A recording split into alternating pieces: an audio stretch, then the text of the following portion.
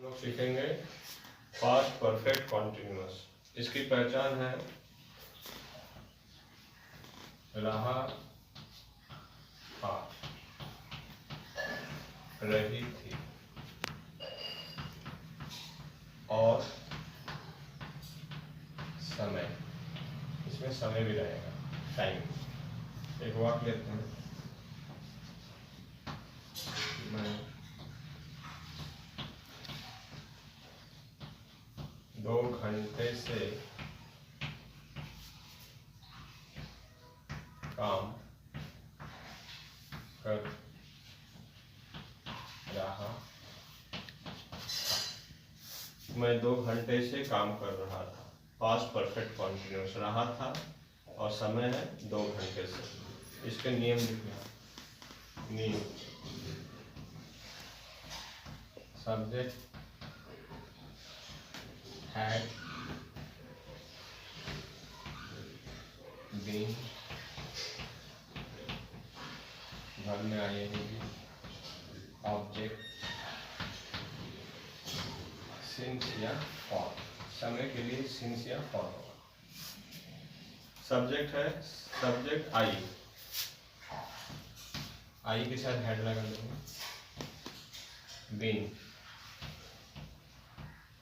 भर में आएंगे, भर में करना, करने का इंग्लिश होगा do, doing.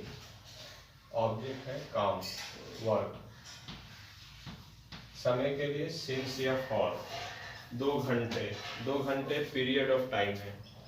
Period of time के लिए फॉर लगता है, तो हम फॉर लगाते हैं। फॉर 2 घंटे का आवर्स।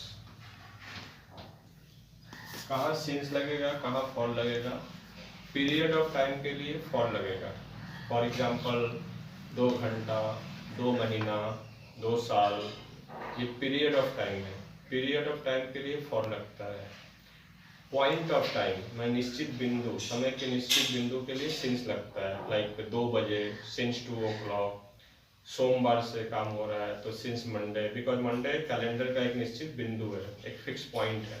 लाइक 2012 से कोई काम हो रहा है तो सिंस 2012, कैलेंडर का एक निश्चित फिक्स पॉइंट है, तो उसके लिए सिंस लगता है। फॉर लगता है पीरियड के लिए, लाइक 2 घंटे फॉर 2 आवर, 2 दिन फॉर 2 डेज, 2 महीने 2 मंथ्स। ये निश्चित नहीं है, क्योंकि जब मैं 2 दिन की बात कर रहा हूँ या 2 घंटे की बात कर रहा हूँ तो इससे ये नहीं पता चल रहा है कि कितने बजे से काम शुरू हुआ है। 2 घंटे ये नहीं पता चल रहा किस समय के किस बिंदु से काम शुरू हुआ, तो ये पीरियड हो गया। पीरियड के लिए फॉर लगता है। पर यही कहूँगा कि 2 बजे से काम हो रहा है तो 2 बजे घड़ी का एक निश्चित बिंदु है, तो उसके लिए हम सिंस लगाएंगे। तो मैं 2 घंटे से काम कर रहा था। I had been doing work for 2 hours. ये है पास्ट परफेक्ट कॉन्टिन्यूअस। एक और वाक्य लेके समझते हैं।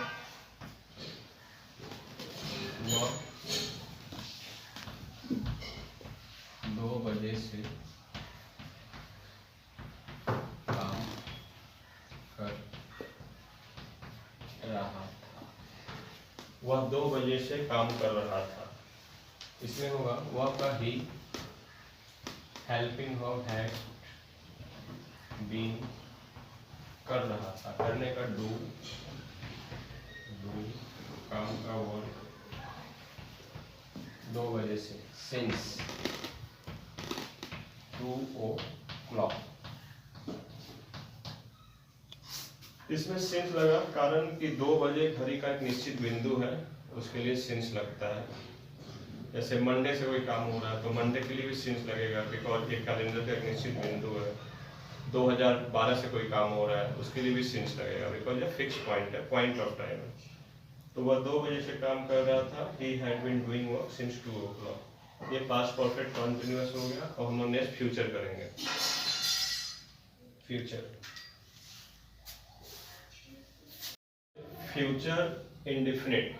फ्यूचर मीन्स भविष्य, जो काम भविष्य में होएगा, अभी हुआ नहीं है।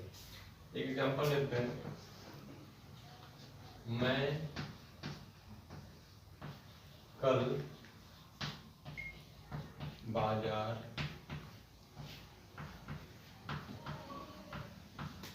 जाऊंगा। मैं कल बाजार जाऊंगा। जाऊंगा में गो है, गो मीन्स फ्यूचर इंडेफिनिट। इसका नेम कर लेते हैं। सबसे पहले सब्जेक्ट, गागेगी में हेल्पिंग वर्ब होता है शैल या विल, ये दो हेल्पिंग वर्ब होता है, प्लस वर्ब होगा, वर्ब का first form plus object, O for object. Subject क्या है? मैं का आई के साथ सेल लगता है, आई सेल, सेल के बाद वर्ब, इसमें वर्ब है जाना, जाने का इंग्लिश होगा गो, गो के साथ टू लगता है, ऑब्जेक्ट है बाजार market, I shall go to market, मैं कल बाजार जाऊंगा। नेक्स्ट वाक्य लिखते हैं, वह कल खाना नहीं खाएगा। इसको लिखते हैं, वह का इंग्लिश होगा ही के साथ गागेगी में विल लगता है, ही विल, नहीं का नॉट, खाने का इट और भोजन का food, he will not eat food, कल का टुमारो,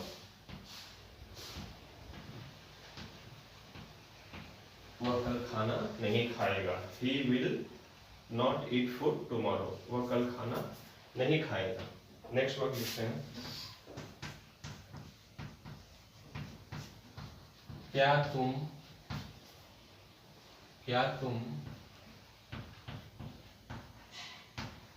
क्रिकेट खेलोगे? Question mark. प्रश्न शुरू है क्या से, जब प्रश्न क्या से शुरू होगा तो हेल्पिंग वर्ब पहले चलाएगा, गागेगी में हेल्पिंग वर्ब शैल या विल होता है, तो तुम के साथ विल लगेगा, तो विल यू, वर्ब है खेलना, play cricket, will you play cricket, क्या तुम क्रिकेट खेलोगे? नेक्स्ट वर्ड है, तुम क्या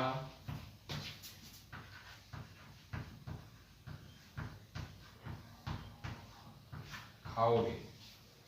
अंतर देखो, जब प्रश्न क्या से शुरू होगा तो हेल्पिंग वर्ब पहले चलाएगा, गागेगी में हेल्पिंग वर्ब होता है शैल या विल, जब प्रश्न क्या से शुरू होगा हेल्पिंग वर्ब पहले चलाएगा, पर यही क्या जब बाद में होगा तो व्हाट से शुरू होगा,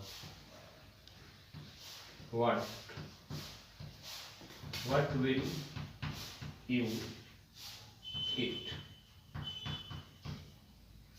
तुम क्या खाओगे, व्हाट विल यू ईट। जब प्रश्न से क्या से जब प्रश्न शुरू होगा हेल्पिंग वर्ब पहले चलाएगा, पर क्या बाद में होगा तो व्हाट आएगा, फिर हेल्पिंग वर्ब आएगा, तुम क्या खाओगे, what will you eat. Next करते हैं इसके बाद, कौन चाय पिएगा? प्रश्न क्वेश्चन स्टार्ट है कौन से, तो कौन का इंग्लिश होगा हु मीन्स कौन, पिएगा, गागेगी में हेल्पिंग वर्ब विल या शैल होता है, तो हु विल, पीने का इंग्लिश होता है ड्रिंक, पर यहाँ हम ड्रिंक नहीं लगाएंगे क्योंकि चाय को हम ड्रिंक नहीं कर सकते, जल्दी जल्दी नहीं पी सकते, चाय को हम धीरे धीरे पीते हैं, उसके लिए हम सिप लगा सकते हैं या फिर टेक लगा सकते हैं, टेक मीन्स लेना, हु विल टेक, चाय का इंग्लिश है टी, कौन चाय पिएगा, ये फ्यूचर इंडिफरेंट फिनिश, खत्म हो गया। मैं नेक्स्ट टेस्ट करूंगा, टेंस है फ्यूचर कॉन्टिन्यूअस, इसकी पहचान है रहा होगा रही होगी, जैसा नाम से ही स्पष्ट है फ्यूचर कॉन्टिन्यूअस, दैट मीन्स भविष्य में कोई काम कॉन्टिन्यूअस मोड में हो अर्थात चल रहा हो, भविष्य कोई देखा नहीं है, इसे हम सिर्फ प्रेडिक्ट कर सकते हैं, अनुमान लगा सकते हैं, तो इसकी पहचान हो गया रहा होगा रही होगी, माने भविष्य में कोई काम चल रहा होगा, that is called future continuous. वाक्य लेता हूँ, मैं कल 2 बजे किताब पढ़ रहा हूँगा, सपोज कि कल किताब पढ़ना ये फिक्स काम है, दैट मीन्स कि मैं कल 2 बजे, आने वाले कल 2 बजे मैं किताब पढ़ रहा हूँ, ये मैं आज भी जानता हूँ क्योंकि उस समय मेरा पढ़ने का टाइम है, सपोज है कि कल 2 बजे मेरा पढ़ने का समय है और वो फिक्स रूटीन है, तो मैं एक दिन पहले अर्थात आज ये वाक्य कह सकता हूँ कि मैं कल 2 बजे किताब पढ़ रहा हूँ मीन्स पढ़ने का काम उस समय चल रहा होगा। That is why it is called future continuous tense, माने भविष्य में कोई काम चल रहा होगा। कंटिन्यूअस मतलब चल रहा होगा। इसको मैं लिखता हूँ, नियम पर लिखना आप लोग, नियम सब्जेक्ट गागेगी में शैल या विल लगता है, हेल्पिंग वर्ब शैल या will plus verb plus object. Subject क्या है? आई के साथ हम शैल लगा देंगे। इसमें थोड़ा करेक्शन करता हूँ, शैल विल के बाद बी लगेगा, बी के बाद वर्ब लगेगा, फिर ऑब्जेक्ट लगेगा। करेक्शन हो गया। आई शैल बी, इसमें एक और करेक्शन करना होगा, भी में आईएनजी लगेगा क्योंकि राहा के लिए आईएनजी लगता है। आई शैल बी, वर्ब क्या है? पढ़ना। पढ़ने का इंग्लिश होता है रीड, रीडिंग। ऑब्जेक्ट होगा a book. I shall be reading a book. बज क्या गया? 2 बजे। समय के आगे एट लगता है, एट 2 बजे, 2 o'clock, 2 o'clock, कल 2 बजे। और कल का होगा टुमारो।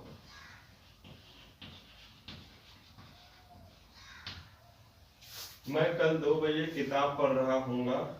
मैं का आई, शैल गागेगी में शैल लगता है, बी रीडिंग, इन इसलिए लगा क्योंकि रहा है, माने काम चल रहा होगा, पढ़ने का काम चल रहा होगा, इसलिए कल रीडिंग।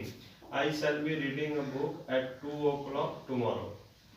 ये फ्यूचर कॉन्टिन्यूअस है। इसी तरह और भी कई वाक्य हो सकते हैं, जैसे मैं कल इस समय खाना खा रहा हूँगा। यदि आपका कोई फिक्स रूटीन है, इस समय मैंने जो अभी जितना समय बज रहा है, इस समय यदि आप कल भी खाना खाओगे, जो फिक्स रूटीन है, तो आप एक दिन पहले ये बात बोल सकते हो कि मैं कल इस समय खाना खा रहा हूँ, या मैं कल इस समय बाजार जा रहा हूँ। यदि वो फिक्स रूटीन है तो एक दिन पहले आप ये वाक्य इस तरह के वाक्य लिख सकते हो। मैं कल इस समय ये कर रहा हूँ, मैं कल इस समय टीवी देख रहा हूँ, मैं कल इस समय बच्चों के साथ क्रिकेट खेल रहा हूँ। मैंने सिर्फ प्रेडिक्ट कर रहे हो, अनुमान लगा रहे हो कि मैं भविष्य में ये काम कर रहा हूँ इस समय या किसी विशेष समय।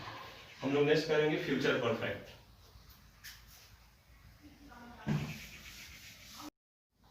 नेक्स्ट सेंटेंस है फ्यूचर परफेक्ट। इसकी पहचान है चुका होगा, चुकी होगी। फ्यूचर की मीन्स गागेगी तो रहेगा ही फ्यूचर में। परफेक्ट का मतलब चुका। इसका मतलब है कि फ्यूचर परफेक्ट मतलब भविष्य में कोई काम हो चुका होगा, ये मैं श्योर हुआ। भविष्य किसी ने नहीं देखा, nobody has seen the future, पर हम श्योर हैं कि भविष्य में ये काम हो चुका होगा। तो ये बात मैं आज एक दिन पहले या 2 दिन पहले ये बात कह सकता हूँ कि ये काम भविष्य में हो चुका होगा। एक वाक्य लेता हूँ, मैं कल 2 बजे तक, मैं कल 2 बजे तक खाना खा चुका हूँगा। सेंटेंस है मैं कल 2 बजे तक खाना खा चुका हूँगा। कल मीन्स फ्यूचर, आने वाला कल। तो ये मैं तभी कर सकता हूँ जब मैं एक वेरी फिक्स रूटीन फॉलो करता हूँ। दैट मीन्स कि मेरा खाने का टाइम 1:30 बजे से शुरू हो रहा है या 1:45 बजे से शुरू हो रहा है, तो 10 मिनट में मैं खाना खा चुका हूँगा। तो एक दिन पहले ये मैं बात कर सकता हूँ कि मैं कल 2 बजे तक ये काम कर चुका हूँगा, खाना खा चुका हूँगा या होमवर्क समाप्त कर चुका हूँगा। कल 2 बजे तक मैं बाजार से घर वापस आ चुका हूँगा। That means it's a prediction, एक प्रकार का अनुमान है। फ्यूचर किसी ने नहीं देखा, ये हम लोग सिर्फ अनुमान ही लगा सकते हैं कि ये इस समय तक भविष्य में ये काम हो चुका होगा। इसका नियम लिखते हैं। सबसे पहले सब्जेक्ट शैल या हैव लगना ही लगना है क्योंकि गागेगी है, हो चुका होगा। चुका के लिए हैव लगाएंगे, शैल या हैव। हैव के बाद वर्ब का थर्ड फॉर्म लगता है, नियम है। This is the rules. As for subject गागेगी में शैल विल लगाएंगे, चुका होगा में चुका के लिए हैव लगाएंगे, फिर V3 वर्ब का third form plus O means object. तो सबसे पहले सब्जेक्ट आई है, आई के साथ शैल लगा देंगे। शैल के बीच हैव, वर्ब का थर्ड फॉर्म, तो इसमें वर्ब क्या है? ईट, ईट का थर्ड फॉर्म ईटेड। ऑब्जेक्ट है food, I shall have eaten food, बचा क्या, कल 2 बजे तक, तक का अंग्रेजी होता है टिल, अप टू, लेकिन यहाँ टिल या अप टू नहीं होगा, बाई होगा, बाई 2 o'clock, 2 बजे तक, बाई 2 o'clock, कल, कल का टुमारो, टुमारो, मैं कल 2 बजे तक खाना खा चुका हूँगा, आई शैल, शैल क्यों लगा, चुका हूँगा, गा भविष्य की बात है तो शैल विल लगता है, चुका में हैव लगेगा, और हैव के बाद verb का थर्ड फॉर्म, तो eat ate eaten, eaten third form हुआ V3, ऑब्जेक्ट हुआ फूड, और बाकी जो बच गया 2 बजे तक, तक के लिए बाई लगेगा, बाई 2 o'clock, कल का टुमारो, तो I shall have eaten food by 2 o'clock tomorrow, that mean मैं कल 2 बजे तक खाना खा चुका हूँ, तो मैं श्योर हूँ, यदि आप श्योर हो तभी आप इस तरह के वाक्य लिख सकते हो, लाइक मैं कल 5 बजे तक बाजार से घर वापस आ चुका हूँगा, इफ यू आर श्योर कि आप 4 बजे जाओगे और 5 बजे तक वापस आ जाओगे, तो आप ये बोल सकते हो I shall have return home by 5 o'clock tomorrow, like मैं कल 1 बजे तक अपना होमवर्क समाप्त कर चुका हूँगा, I shall have done my homework by 1 o'clock tomorrow, यदि आप श्योर हो तब इस तरह के वाक्य आप लगा सकते हो। That's it for today.